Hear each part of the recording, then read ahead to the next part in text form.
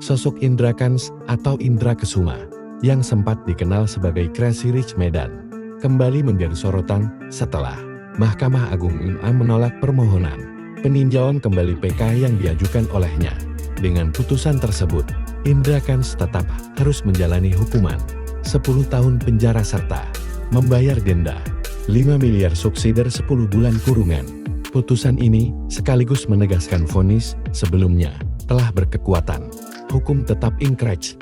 Kabar penolakan PK itu disampaikan oleh kekasih Indra Kents, Vanessa Hon, melalui unggahan di media sosial.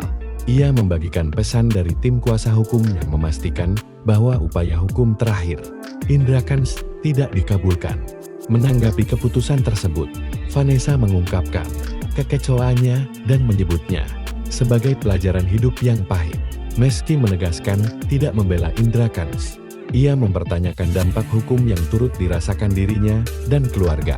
Kasus Indra Kents sendiri mencuat pada tahun 2022 lalu, setelah sejumlah korban melaporkan dugaan penipuan investasi melalui aplikasi Binomo. Indra dinyatakan bersalah atas tindak pidana penipuan, penyebaran berita bohong, perjudian online, serta pencucian uang. Dalam perkara tersebut, aparat menyita berbagai aset mewah milik Indra Kents senilai puluhan miliar rupiah, yang kemudian diperuntukkan sebagai pengganti kerugian para korban.